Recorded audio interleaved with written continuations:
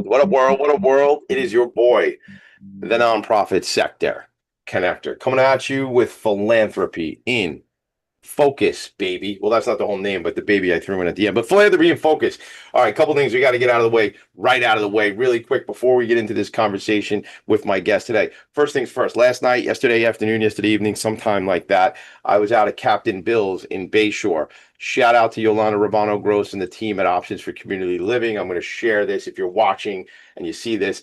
Death of a Gangster, September 26th. Your boy, the nonprofit sector connector, will be the honoree at this event, September 26th at the Bayview House at Captain Bill's, where we did some videos yesterday. We were checking out the place. You'll see if you go to Options for Community Living, click on events and look for the Mafia Murder Mystery event. You'll see Tommy D there, the nonprofit sector connector. I am the honoree. I'm excited about that. As I've been saying for a long time, if you watch any gangster and mafia movies, all I'm hoping is that I don't get whacked that night. All right. But again, somebody is going to die because it is a murder mystery thing, but it's just pretend, everybody. It's just the game. If you are anywhere near Suffolk County, Long Island, you should be there. It's going to be a party. It's not your typical nonprofit gala. This is going to be a party. You get dressed up. The women dress up like with the flappers, costumes or whatever. You know, men, pinstripe suit, the whole thing. You know, it's going to be a fun night. There's opportunities to sponsor. There's opportunities to support Options for Community Living. If you don't know about Options, serving people experiencing homelessness, people living with HIV and AIDS. We're ending a lot of stigmas, people with different mental health issues, and a very, very important organization. Me, Yolanda, and I hung out. We did some videos, so look out for that stuff on social media. That is out of the way. Before we get into my conversation with Jennifer Hernandez, actually, pause, time out. Hello, Jennifer. Hi, how are you, Tommy? That was a great intro. We're just getting started. We're just getting started. Congrats on the honoree. I would love you to be there that night. We'll talk about it after the show, but I think there's a lot of do you know Options, and do you know Yolanda and the team over there? Yeah. I'm familiar with Options. Yeah. So we'll talk about maybe a little bit of that today. One other thing before we get into what Jennifer and I are here to talk about, which is her role at ECL-VIBES and the great work that they're doing, is I got to share one more thing. The finalists were just announced yesterday morning. Wednesday night, Thursday morning for the New York City Imagine Awards, and I'm going to run them through real quick for you. In the Leadership Excellence category, you got Computers for People, New York Foundation for the Arts, Saki for South Asian Survivors, and the Eagle Academy Foundation. You have in the social impact, we got Center for Alternative Sentencing, which employment services cases in New York City. Many folks know that. Our Children was a client of Vanguard Benefits for a long time. I know them many, many years. They do great work serving moms who are incarcerated, and when they get out, supporting them.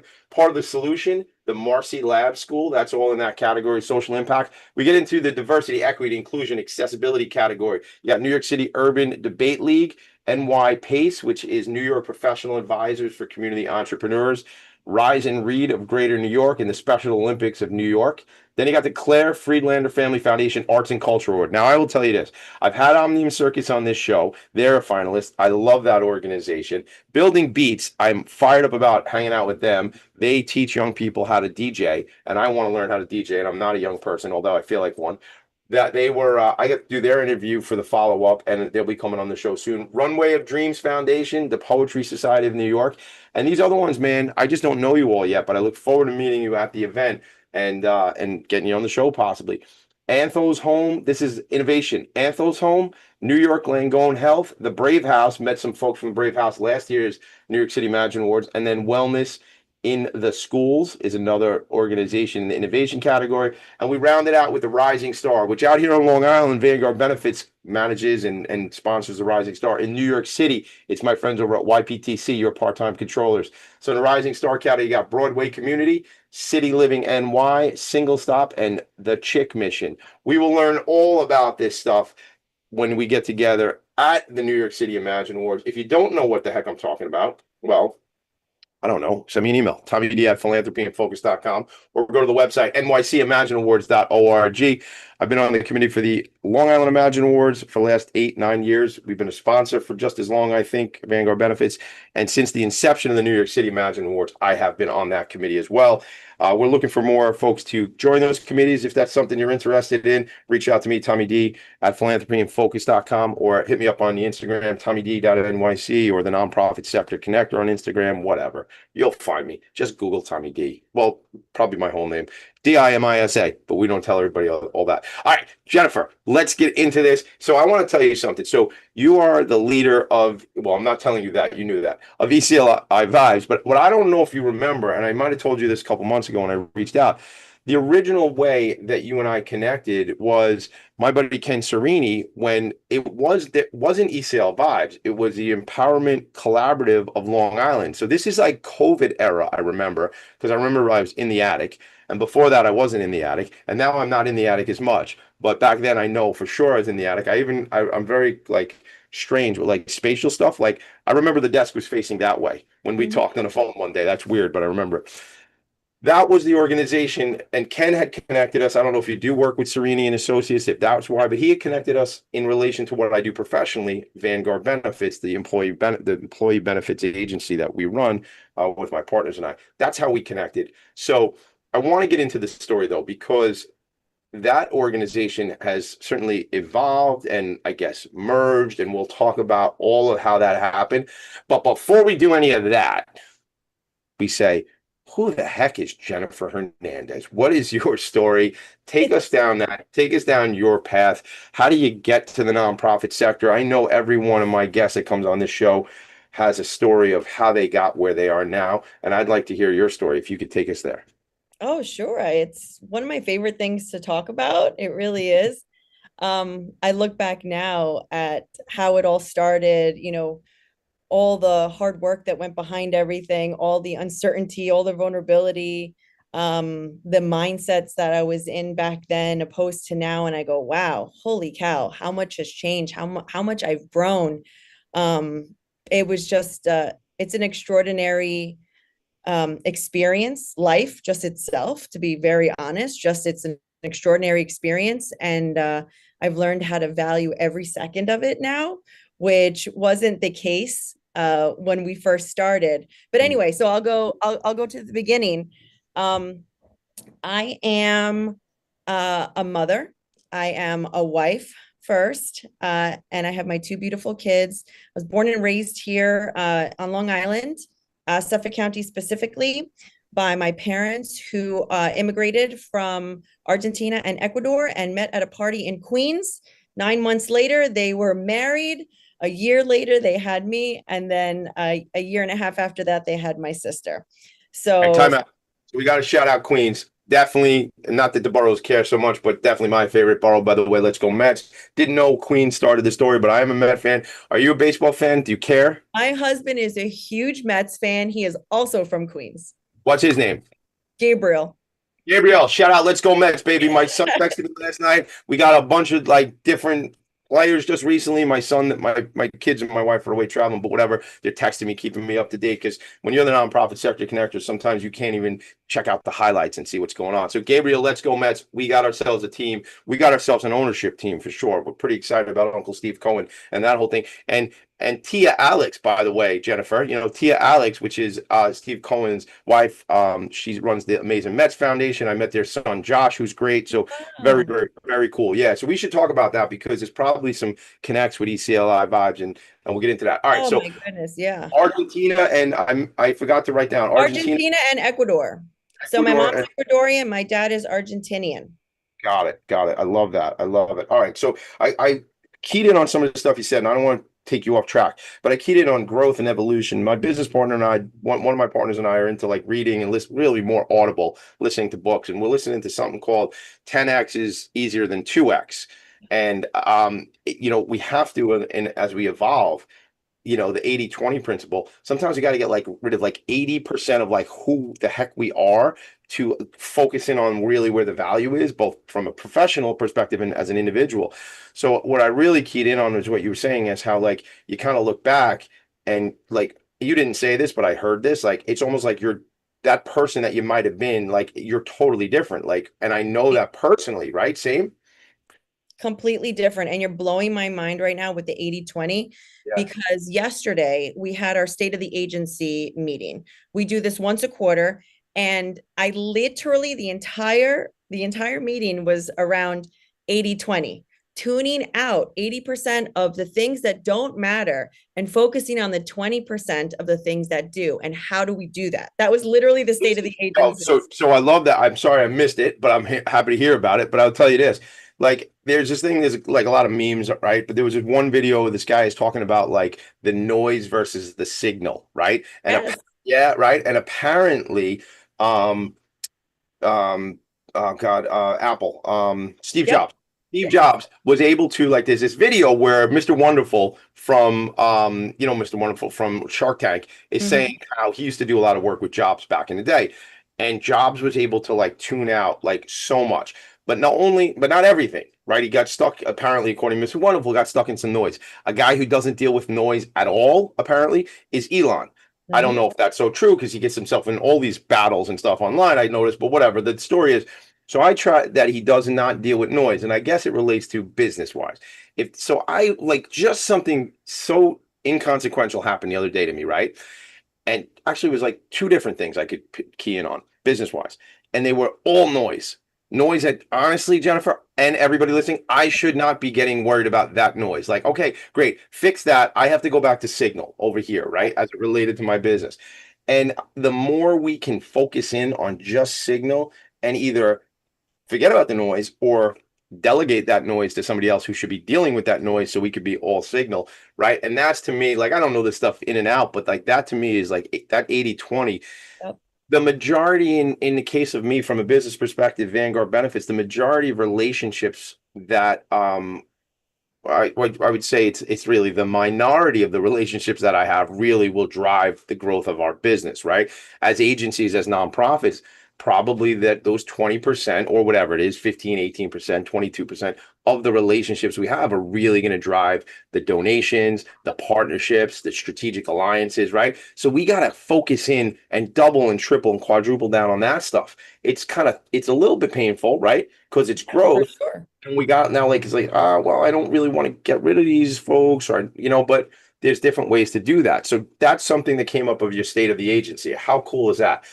It's crazy. You blew my mind when you said it. And I know exactly the clip that you're talking about, because it sent me down a rabbit hole, which, inspired the state of the I agency, love that. because Yeah. it's so clear that you need to put in those daily buffers to make sure that there's like these guardrails that, they safeguard you from going too far one way or too far the other way, because you can have all these great ideas, but if you don't put in the time to actually execute on them, nothing's ever going to get done. And if you're always chasing those dopamine hits of just checking things off of your list, then again, you're making yourself feel good, but you're not moving the needle. So Oh you man, can look really busy yeah. and not We're be gonna be doing great. anything. We are going to be great friends because I know a little bit about chasing dopamine hits and like, oh, I did that big freaking deal. What was that worth? Like, either you didn't need to do that or somebody else could have done that. Yeah, Exactly. I love that. And I have this thing about, and it's part of the ADHD. There's so many wonderful parts of the ADHD brain, and then there's some challenging parts. And one of the challenging parts is like perseveration and getting like caught on stupid things and just like, and I realized I got to like cut that stuff. And this was like something that happened this week where I could have got stuck on it. And I was like, okay, fix that. I'm going to move on and go back to where I was. And that was very like, that's growth, right? That's something that like, a long time ago, like last Tuesday, I might have get stuck on that, right? But this week I didn't get stuck on that. And that to me, and I tell everybody, that I meet with my therapist, that, shout out to hashtag ending the stigma together. It's all about normalizing this stuff about, talking about these things. And my therapist is awesome. I love him. And it's also, he's not more like, but he's also like a coach. Because like I know what the heck I need, but he's a guy who I can play ideas off of him, and I utilize him as all this stuff. Gang, therapy's freaking great. You should check it out. It So absolutely is. I love what you just said though about what it is that you need. And right, it that does. is center of Yeah, our work here at ECLI Vibes. We are yeah, client centered. We don't tell folks what they need. yeah. They come in, they let us know where they're at, and we can help organize and build structure and sort of kind of sift through all these different things that they have going on because they know what they need. And Yeah. then we sort of help them figure out what comes first, prioritize that. And I mean, it's such a big deal. We're going to get into all that. I mean, but what other way is there than meeting people where they are and helping them with what they know they need? And because how arrogant would it be by any of us to assume we could fix the other person's situation when they know where they're at? We need to empower them, huh? We need to support them and we need to resource them, bring them resources and help them level up, which we're going to get into all that. I totally threw you off. Gabriel and the Mets took us in a total, talk about it, talk about ADHD, but took us in a totally different direction. So, Queens, did you grow up at all in Queens, or they were from Queens and you ended up growing up out on Long Island? No, I grew up out on Long Island. So I was actually I was born in Stony Brook Hospital. Okay. And my parents had moved out to Long Island, and we lived in a couple different places when I was very little. I hardly remember that, but my dad was a chef, so he was very close with the folks over at Gurney's. So Oh, like we knew like the Montauk area very well. I remember the beaches and like growing up just eating all this like amazing yeah, food. sure. And then we moved to Quorum. Okay, got it. We lived, I literally lived in my house until I was maybe 26 years old when I moved out. Yep. So I was there for a pretty long time. And my father always ran businesses. So after that was like the early years when he was a chef over at Gurney's. But his passion's always been food. And on my mom's side, my mom's side, they all had restaurants. So El Mariachi Mexican restaurant. Right now they have La Bonita, which is in Miller Place. And it's always been a very like business savvy, restaurant specific sort of like life that I lived. My mom is an entertainer. Is uh, that right? Where she sings or what? she's a singer, Oh my so God. I grew up watching her sing every Friday and Saturday at the Mexican restaurant, dressed up in full mariachi Oh gear. my Yeah, God. Does she still perform like that? she doesn't, but she sings. I mean, she's so talented. She's so talented. She has some records and stuff like that that Really? Oh my yeah, God. Oh, that she's that's so fun. recorded. That's so And my fun. sister as well. My sister is a singer too. She plays the Are you, drums. is that what she does, your sister, like as a profession or No, not? actually, she works at ECLI-VIBES with us. Oh, Yeah. she does. Yeah. So we'll get Yeah. into so the family business, the entrepreneurial business continues into the nonprofit sector. How about you? Can Absolutely. you sing? I cannot, but I could drop it like it's hot. You can. All right. So I can dance. can you for real? All right. So listen to me. I don't know. I get the impression we're similar a type age. Maybe you're younger than I am, but I'm not going to ask you that. You're never supposed to ask that. So, but here's the thing. I'm 47. I'll just drop I'm it out there. 41. I'm Okay. 41. All right. So this is like what I'm about to say, and we're supposed to go to break any second, I'm sure.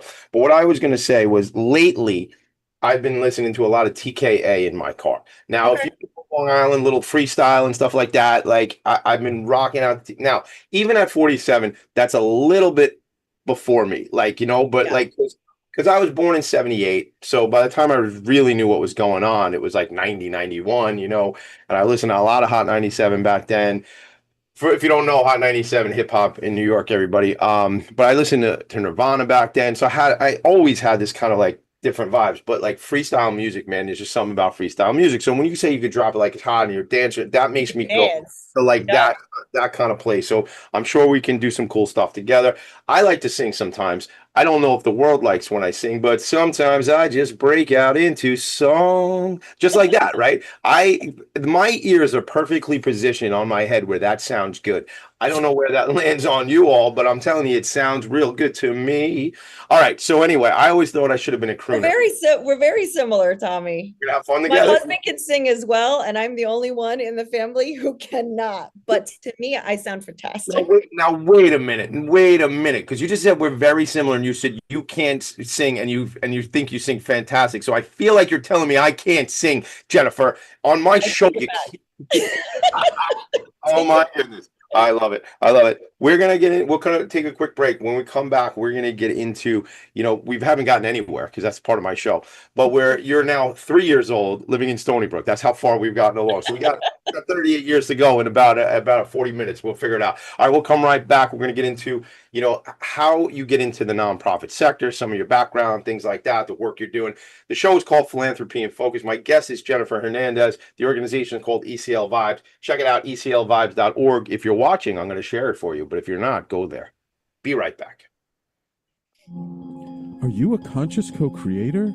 Are you on a quest to raise your vibration and your consciousness? I'm Sam Leibowitz, your conscious consultant, and on my show, The Conscious Consultant Hour, Awakening Humanity, we will touch upon all these topics and more. Listen live at our new time on Thursdays at 12 noon Eastern Time. That's The Conscious Consultant Hour, Awakening Humanity, Thursdays, 12 noon on talkradio.nyc.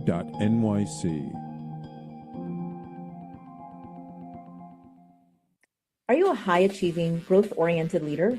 Are you interested in developing your authentic leadership while creating a healthy, inclusive workplace? Hi, I'm Dr. Mira Brancu, host of The Hard Skills on talkradio.nyc at 5 p.m. Eastern on Tuesdays, where we discuss how leaders develop the hard skills needed to make a greater impact. We interview experts, have live coaching, and tackle these challenges. Listen to The Hard Skills on Tuesday at 5 p.m. Eastern on talkradio.nyc. Are you a purpose-driven individual looking for deeper healing, clarity, and growth? Welcome to the Expansion Room, a transformative space for purpose-driven individuals. I'm Siobhan Larice, host, licensed therapist, and coach. Join me every Wednesday at 5 p.m. Eastern Time on talkradio.nyc. You're listening to Talk Radio NYC. Uplift, educate, empower.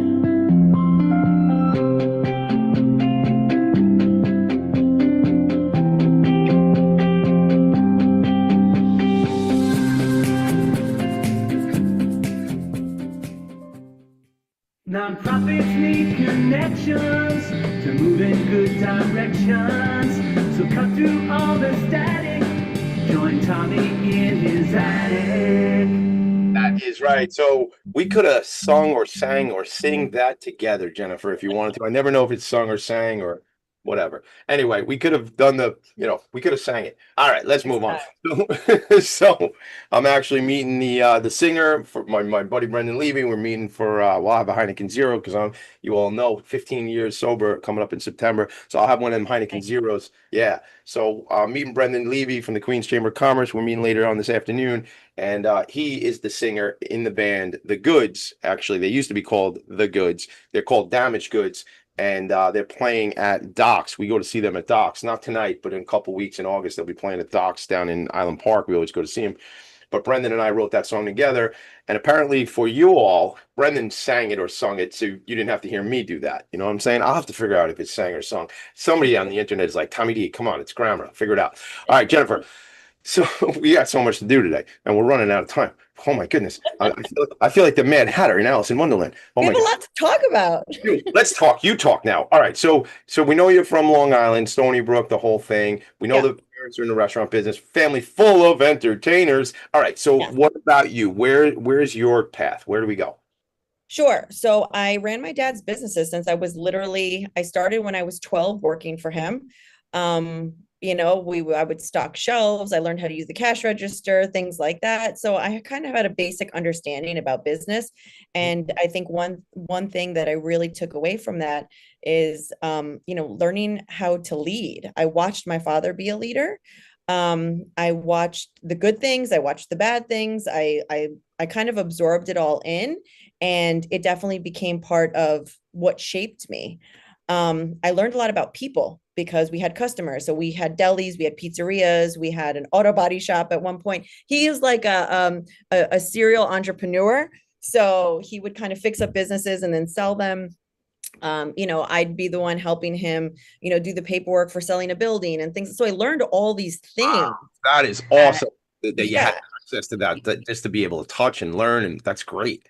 I mean, huge. It just gave me this understanding about how money works, how people work, how relationships work, all of those things. And I don't think I really acknowledged that until later Yeah. because, growing up in the 90s, you were told to go to college, graduate, become a doctor or a lawyer.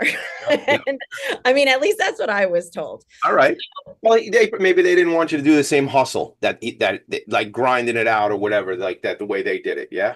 Yeah, which makes a lot of sense. Yeah. But they're also, it might sound like they were rigid, but they were not super flexible. Really just like that was kind of what they sort of instilled in us to do. And long story short, I wanted to be a lawyer because my mom put a little, what did those little luggages, the attorney briefcases? Yeah. Yeah. I have pictures of that, me dressed up like an attorney. Like as a literally kid. As a kid, as a kid. My mom would dress me up. I mean, she was really just trying to like put that in my Well, listen, talk about like vision. I mean, I'm looking on your LinkedIn, right? And it says like inspired life on LinkedIn, right? And I'm just thinking like talk about vision. So this woman is putting you dressed up like a little attorney, right? So you're just like projecting into the future that like that's because I want to have a briefcase. You know what? I always thought I could be a good attorney, but I didn't really want to go to law school. But I did want to have an ESQ behind my name, right? That sounded cool. pretty cool. Yeah, and my father always said, again, I didn't want to be like a lawyer, no offense to my friends who were real estate attorneys, but like I didn't want to do that. Like I wanted to be like a guy in the courtroom. Like my wife watches that show Suits, where Yeah. like Oh, such a great show. like badass attorneys. Like I wanted to do Love that, But because my dad always said, you always have an answer to everything. Like that was the thing. You always I always had a rebuttal. Like, I always had something to say, funny or not funny. I always had something to say. All right. So you did go to law school or you did not go to law school? No, I did not. So what happened was I graduated Stony Brook University. My major was political science. Okay. And I really thought that I was going to go on to law school. I thought that that was the game plan. And to be really honest, even from a very young age, anything that I did, I wanted to do it well. And I knew I'd be the best at it. I knew I'd work the hardest at it. That's just something that I can't explain. It was something that was always just a part of me. It was like, I know that I could do the hard work and I could get it done and I could be, at the top, whatever I do. Where do you think that comes from? Because not everybody has that. That's a little bit of swag, confidence, whatever that is. Does that come from your parents? Is My that parents. yeah. It's 100% my parents. Yeah. What do you remember about that kind of drove that? I remember them telling me not to take any shit from anyone. Love And that. you are the creator of your world.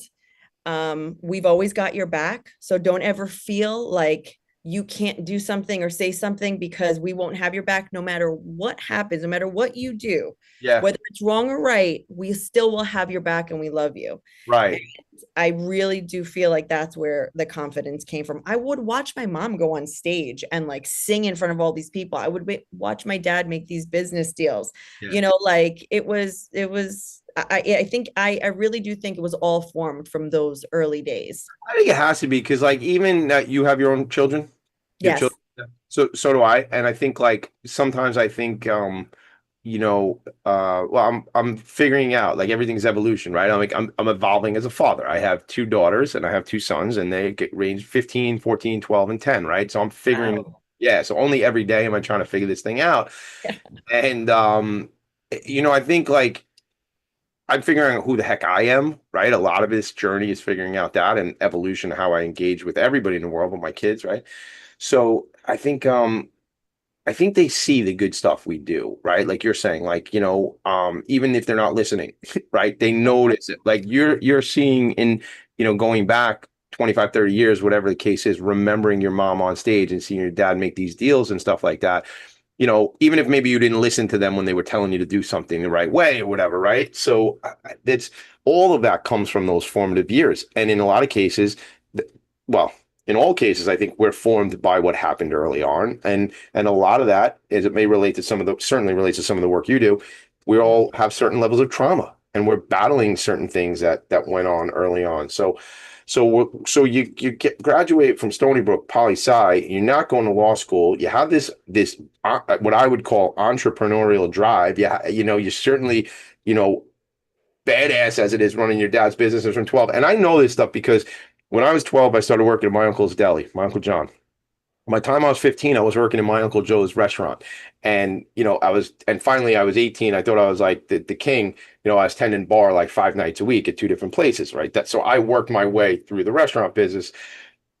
Wink to everybody. That's why I'm sober for 15 years, gang, because it was a long, because it was a long time. Sober was not what I was. So I think, there's so much you can learn being in that business. Did you think, all right, well, now I have this degree, maybe I can go and be running restaurants? Like maybe I want to be an entrepreneur. What did that look like? So what happened was I graduated and I thought I was going to go to law school. And I had a conversation with my parents and I was applying to different law schools. And my father said to me, they're super expensive. And listen, we'll help you pay for it. We'll get it done. We'll do what we have to do. But are you 100% sure that you want to be an attorney? Yeah. And I said, no, I'm not sure. I don't know. I think I'm sure I could be good at it, but I don't know if I'll like it. And did you have any exposure to that? Like, did you ever intern somewhere, hang out with some attorneys? No. Okay. So you didn't even. And that was exactly his advice. He goes, you need to take a little time and see if you even like it, because you don't want to invest all this money into something that maybe you don't like doing. And then you're going to feel like you have to do it. So I said, all right, sounds good. So I went to my guidance counselor and she looked at like whatever jobs were available. And she said, oh, look, I have a bilingual court advocate at a local not-for-profit agency. They support, survivors of domestic violence, and you're bilingual, works out perfectly. I'll set you up. I literally went for an interview a week later, and I got a part-time bilingual advocacy position at a local not-for-profit.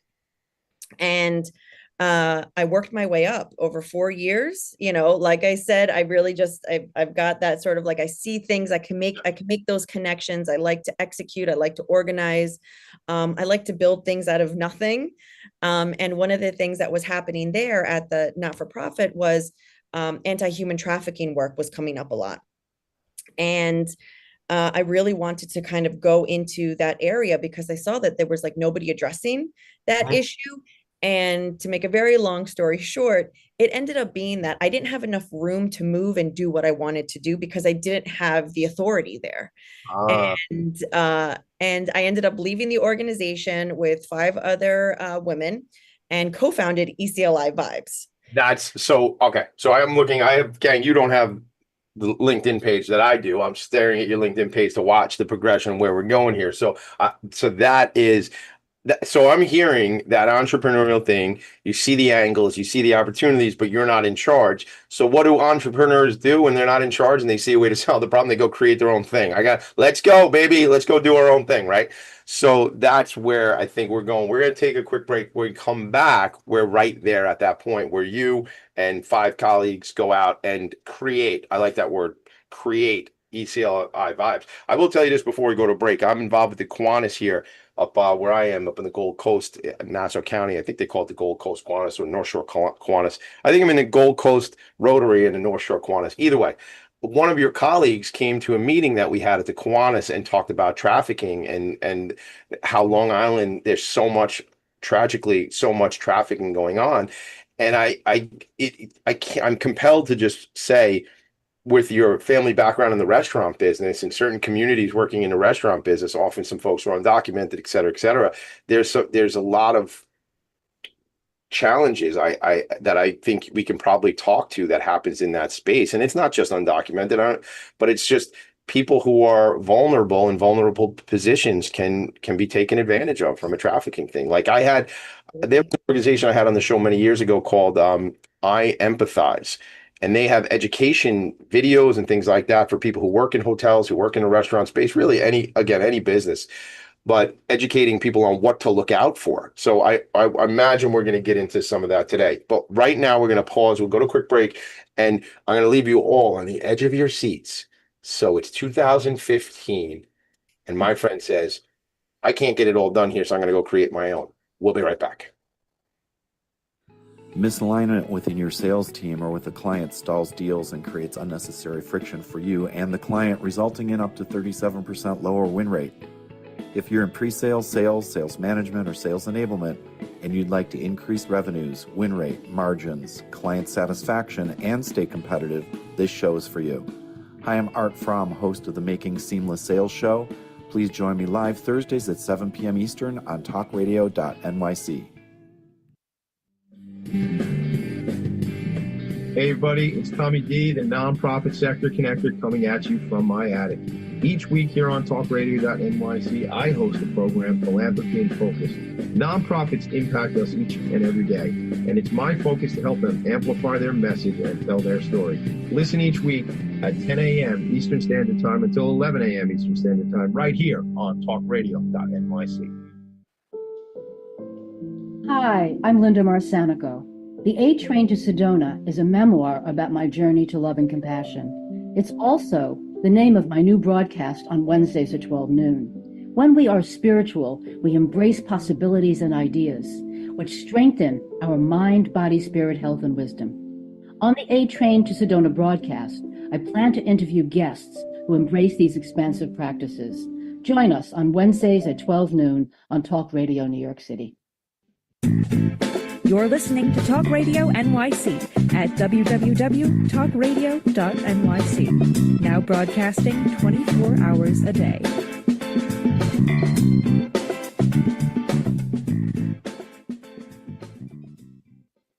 Nonprofits need connections to move in good directions. So cut through all the static. Join Tommy in his attic. I gotta shout out to your mom and to your sister, right? And maybe there's another version of the song coming up, like a little mariachi type thing, right? Man, that would be fun. I don't know how to even go into the. So there's a guy I used to listen to called El General, and when I ask, Remember him? remember, right? So I'll ask like, so I ask Alexa, I'll say, so I don't have an Alexa in the attic, so it's all good. I can say her name, but like I ask Alexa to play El General, and she'll go, okay. And she goes, music by El General. And I always think that's the funniest thing. Yeah. But gang, if you know the 90s, go back to El General. You'll anyway. So we should have your sister maybe, and maybe they could do a tryout and try to sing a song, sing the Tommy D in the attic song. Do it. So I was sharing the website really quick. Folks, really, if you need different services, you feel like you're in any immediate danger and you're finding this show right now, they have a 24-hour Hope line, which is 631-360-3606. And this would be for anybody who might be affected by human trafficking and or domestic violence, correct? These types of services Correct. can Sexual assault, any kind of domestic violence, sexual assault, human trafficking, and child abuse. Okay, so again, that line again is 631-360-3606. Just let's say you came across this right now and you need services, though that's a number you can reach out. All right, so let's get into what happens. So you're at this other organization, you realize you're sort of like, I'll say my words, like reach the limit. There's more you can do, but it's not going to work where you're at. So as I say, I kind of joked, but what do? We go out and we create our own. So what does that look like? It looks like you're crazy. Yeah. I didn't think that we were crazy, but now looking back, who did we think we were? We were in spaces that we did not belong in, but you know what? We did. And somehow, I was blind to that, luckily. Yeah, and really? Sat in those spaces, had conversations with people I had no business having conversations with. I found Ken Serini because I Googled nonprofit accounting.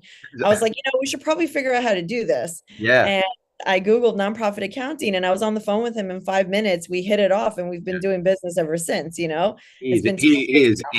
is it. He's a very good friend, very good family friends. Kelly Ann Serini. Kelly, we love you. We love all the work you're doing for us at the Nonprofit Resource Hub, at all the Imagine Awards in New York City and Long Island, and certainly the work you do for Serini and Associates. So they are great. So top notch. Shout out to you. Thanks for bringing that up. Were you already a nonprofit entity, a 501c3 at that point, or they helped you with So that? we did that pretty quickly. And I get a lot of questions. I have a TikTok and I talk a lot about, mindset and not-for-profit work and things like that. And a lot of the questions I get are, well, how do I get my not-for-profit status? And I had an amazing co-founder. She was able to kind of put everything together, do all the research behind it, send in the tax paperwork. And within like a couple months, we had our We had our tax ID number, we had our nonprofit status. It was happened really quickly. And all the resources really are online. Everything is literally in your pocket. If you want to start something, you got to do some research and then you got to execute on it. Tune out that 80% of the noise, stay within that 20% signal, and you'll get it done. And then you don't have to pay, $5,000-$10,000 to get it going. And that's what we did, because we had no money. So we had no other choice. We just didn't have any funding at all to do this. Yeah, quick plug, got to shout out the Nonprofit Resource Hub. Again, go to nonprofitresourcehub.org. It's an organization that we founded. When I say we, my business partners at Vanguard Benefits, the team at Serini and Associates, David Goldstein from Sir Tillman Ballin, who runs a nonprofit governance practice there, and my friends Christine Deska and Frank Orzo from Nonprofit Sector Strategies. We are the leadership team from that organization. As I said, shout out again to Kelly and Serini, who and our executive director Allison LaFerlita, who really keep the Nonprofit Resource Hub moving and shaking and moving and grooving for sure. So check out Nonprofit Resource Hub or reach out to me and I'll connect you. So look at this, like commercials all day long. This guy. I mean, I don't even have any sponsors. I'm like sponsoring my own stuff. Great. But it's all about resources, all about the connections. So you get going, you kind of realize at one point, wow, maybe we don't know what we're doing, but we're going to figure this out for the greater good. What was the intention? What was the plan? Because there was ECLI and Vibes came together, right? Like Vibes was a different. Yeah, but that was a few years later. So what happened in the beginning? Yeah, tell me. Yeah, so from 2015 to 2018, we worked for free. We did not make any money. Anything that came in, any small contracts went right back into the agency, starting the website, purchasing different things that we needed to purchase. Like anything that we made went right back into the business. We didn't take any kind of payroll because we couldn't. And we knew that that means everybody had to have another job, right? Because people have to like survive. Like we all had partners, and luckily, so for the first 3 years, it was all on my husband. We shopped at the Dollar Tree, and that was it. Listen, I can explain it. And first of all, thank you for explaining, and thank you for I would say sacrificing, at that time, because you were doing what you had to do to kind of make it happen. But look, anybody, don't hate on the Dollar Tree. I was in there last night. They got great candy. I love the candy out of the Dollar Tree. I still go there. The Dollar Tree. I can't pass a Dollar Tree without stopping by. And the candy. I mean, it is $1.25. Dollar Tree. It's $1.25. Yeah, let's tell everybody. It's a $1.25 tree. It's a little bit of a misnomer. If you don't know, you know. But if you know, you know. But I love the candy aisle. Anyway, back to the show, Tommy. But so you did though. You grinded it out, and shout out to my current friend Met fan Gabriel. What's up, brother? Thanks for the support. But again, it's that sort of stuff, like making it happen. You got to do that if you want it and you want to survive. Scariest time in my life, but the universe rewards courage, and I truly see that now. Sometimes things are scary, but you got to keep showing up and you got to keep doing it. I just had my second son. We had purchased a house just a couple, it was not even a year in, it was 2 years in, and we were just trying to make ends meet. So it was a very scary time.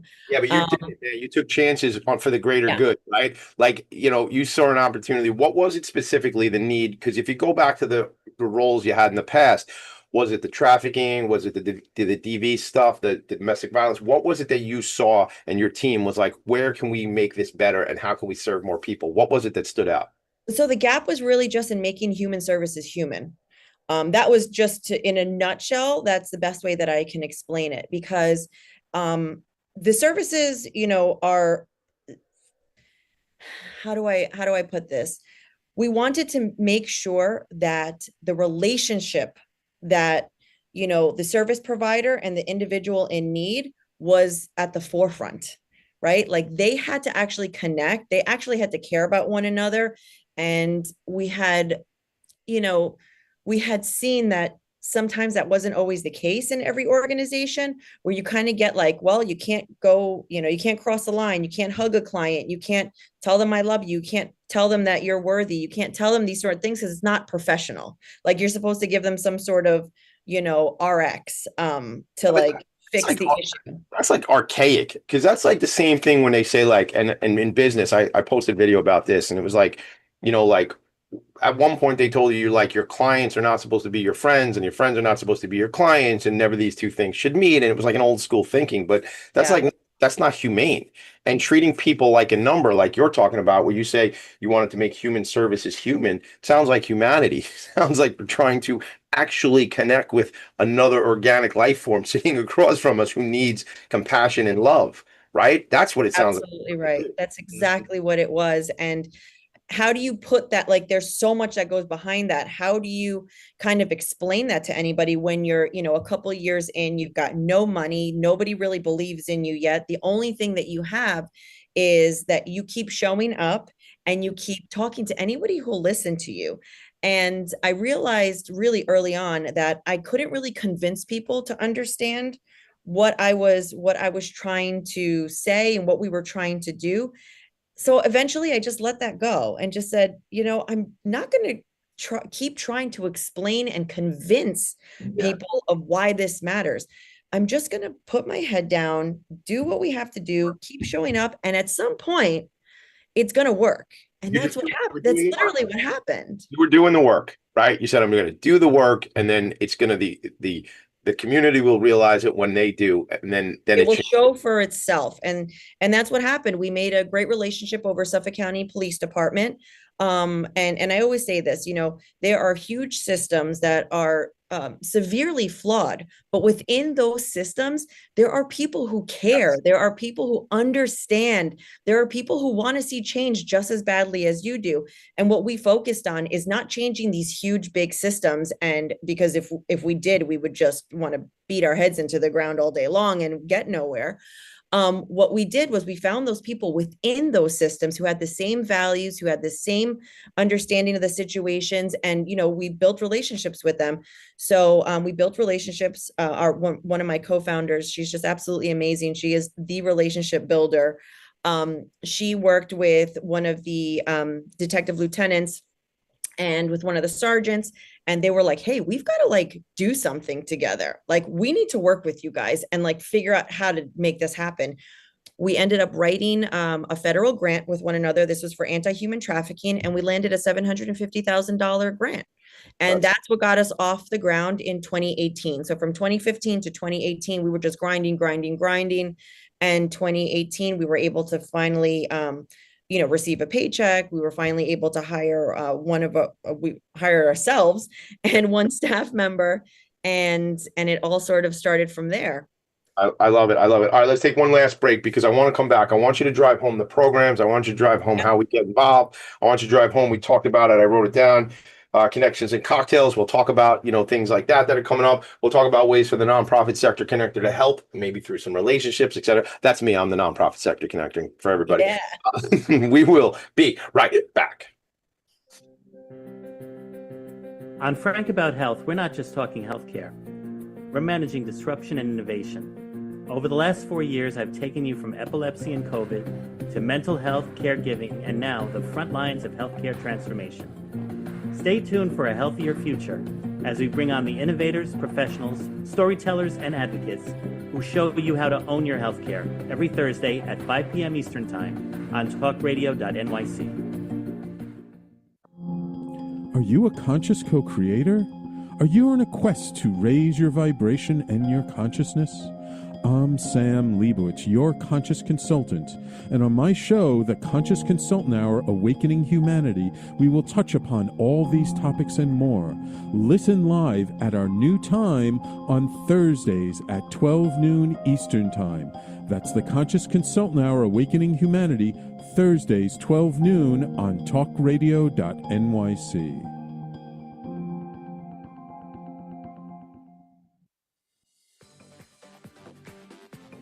Ready to serve up success with a splash? Hi, I'm Bruce Kramer, a.k.a. the Corporate Cockroach.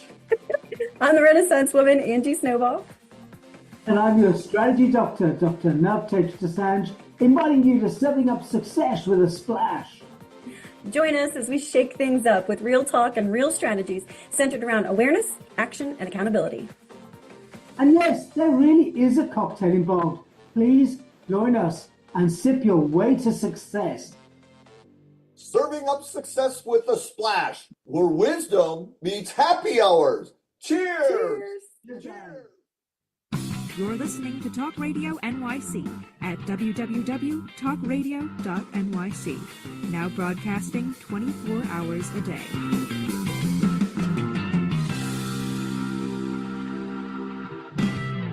Nonprofits need connections to move in good directions. So cut through all the static. Join Tommy in his attic. All right. Let's join me in the attic. I missed some of the notes. I don't know who Levitate Life is, but whoever that is says that they can attest that you are a great dancer. So somebody. That's my husband. That's Gabriel, the Mets fan. That's my man. What up? I wasn't viewing the chats right. What's up, Gabriel? Let's go Mets again. Dude, this guy's getting more play than you and I are getting on the show. He's like, he's a little celebrity, man. So, all right, so there was I just shared something while we were at break. Go to the website, gang, which is ECLVibes.org, the way you think you spell vibes, but it's ECLVIBES.org. And I was just looking at the empowerment toolbox. There's so much still that we have to get into, so let's be quick. Here's the thing. When did there was VIBES, Victims Information Bureau, right? That correct. So what happened? When did you merge, and what was the reason that happened? So in 2020, I was working with IGHL, who's a not-for-profit, also on Long Island, and they had VIBES was one of their umbrella they were under like their the umbrella of their like larger organizations. They have one large organization, and then they kind of have a bunch of other smaller non-for-profits underneath them. And it was just outside of their wheelhouse, and they had reached out to me. I had been talking to them about like some Medicaid stuff, and meeting with their leadership and things like that. They were just a fantastic resource, and ended up saying like, hey, any chance you want to take over VIBES? That's literally how it happened.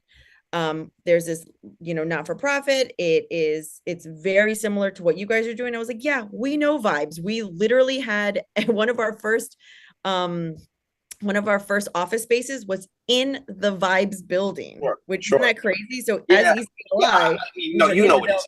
But I'm gonna disagree, because it's not crazy. You're a person who's into the universe and connections. You knew exactly. It's not crazy. So looking back at it, of course we were there, and of course, right? So that's for those of, again, if gang, the universe, the universal consciousness, we're all connected, right? You listen before the show starts. It talks about the universe, and not my. Anyway, the music that plays before the show, gang. If you listen to talkradio.nyc, All right, we got to stop talking and let Jennifer talk. So that connection happens in 2020, which is a wonderful time in history that we all might remember. So I want to get into just like what that meant, and then how programmatically how it all works out. Yeah. So what it meant for survivors was that they had greater access to services with the core values that ECLI has always held, which is client-centered, survivor-led, making sure that the client is in the lead of everything that we do, that survivors are advising what the programs look like, because they're the ones who have been through these experiences. They understand what they could have used. Survivor-led. Survivors are explaining. So to hit that one more time, just so they get that. Yes. So our organization is survivor-led. We have our Survivor Advisory Board, which advises our programs. Love that. So this is something that's super important. Right now we have our IPV board, and we have our anti-human trafficking SAB, and our Survivor Advisory Board or SAB, and they advise the programs. So we know that we can go back and say, does this work? Is this not working? And we're still figuring this all out. Of course you are. We're always figuring. We definitely don't have it, down packed, but we know that it works. We just have to figure out how to administer it, I guess, more regularly and all those things. But it's happening. And we've seen how that informs the programs. But it's like one of those, sorry to cut you off. It's like one of these obvious things. Like, this is the population we're serving. They know where we need to meet them. Why? Anything else, my opinion, it would be arrogant. Like, to just say, here, we know what it is. Unless unless everybody in the leadership team is a survivor and has experienced the same things. But why not? Because like I was with Yolanda Urbano Gross again. We were out together last night. That organization serves 2,000 individuals here on Long Island every year, right? That's 2,000 different stories, 2,000 individuals, not a group of 2,000 people, 2,000 individuals. Like, I think that's what we have to remember to meet people as they say where they are and find out what it is they need. And then, the original name was Empowerment Collaborative, right? So it's in empowering these individuals to get the services they need so they grow, right? So they're more advanced, right? Isn't that what it's about? Yes, and it's a collaborative, which is it's extremely important because not one person can do all of this work. We all have to share the burden. We have to share the love. We have to share the excitement, the pain, and there are people, I say, like, you might not ever walk through our doors, but we hope that you know that we exist, that we're here, and you're not the only one who's gone through this. You mentioned something earlier that really resonated with me, which was, that you read a lot of books and that you were interested in like the audio books. And I was built off of books. You don't have to fly blind. And I like to say that to a lot of people because maybe you're not ready to walk in through our doors and receive our services, but there's so much out there. It's just knowing that being in that receiving mode. So let me ask you this. So if somebody needs services, again, I said 631-360-3606, 631-360-3606. That is the Hope Line, 24/7 Hope Line. I love that, right? Not the hotline, not the helpline, the Hope Line. So really quick, just give me from top down in like 45 seconds services that the organization provides so we can get that in there. Sure. So we have our advocacy services. So we can do legal support, whether it's just providing emotional support and walking you through a order of protection, walking you through child support or custody and things like that. We also have a legal team on staff. So if representation is needed, we have that available. We have counselors who can do, there's different support groups that we have available, individual support that we have available. We also have our sexual assault forensic examiner program. So if somebody has been sexually assaulted, we can provide a forensic exam. We also have our youth program, which, connects youth to different resources. We take them out for different sort of fun outings, let them enjoy things. You were mentioning the DJ earlier, and a lot of our kids want to be DJs or VJs, and that's pretty cool. Well, that sounds like a collab. That sounds like a collab with Building Beats out of New York City. We will make that connection for sure. So gotta get that. See, that's what a nonprofit sector connector does. Like if you Google don't Google it because I don't think it's out there. But if you Google what the heck does a nonprofit sector connector do, it would be that. So we got to just shout out the October 17th. I'm going to share my page again. We are out of time, which happens on the show. I never run out of words. We always run out of minutes. That should be the theme of the show. But it's not. It's called We Help Nonprofits Tell Their Story and Amplify Their Message. All right. The website, if you go to on October 17th, ECL-VIBES has an event called Connections and Cocktails. You can go right to the website, which I will share right now. Give me 30 seconds on Connections and Cocktails, and then we got to go. Yeah, so Connections and Cocktails is pretty new, but it's where we're connecting with our local community. You can walk in just, if you're a business owner, you can walk in just as who you are, coming in, checking out. We'll give you a tour of the space if you like. You get to hear a little bit about what we're doing, what we're focusing on, that quarter, what we've done in the last quarter, and really just connecting with people and, seeing how we can support each other, how we can be of mutual support to each other. And you get to know a little bit about the organization. I love it. I love it. Listen, and if you don't think you want to hang out with Jennifer, and I'm certainly going to be there on October 17th, and I don't know, but I think there's going to be some salsa music there. I don't know. I feel like there might be some salsa. There has to be. Look at me go. Look at Love dancing to that. And then I put my hand on my belly and I do that whole thing. All right. He's out of his mind, folks. That's just a show. That's just what it is. All right, Jennifer, I appreciate you. Thanks so much for being my friend. Shout out to everybody who's checking in. This show is called Philanthropy and Focus. I'm called Tommy D, the Nonprofit Sector Connector. Make it a great day. Make it a great week. And I'll see you next Friday. This has been another In Focus production. See ya. Bye. Nonprofits need connections to move in good directions. So cut through all the static. Join Tommy in his attic.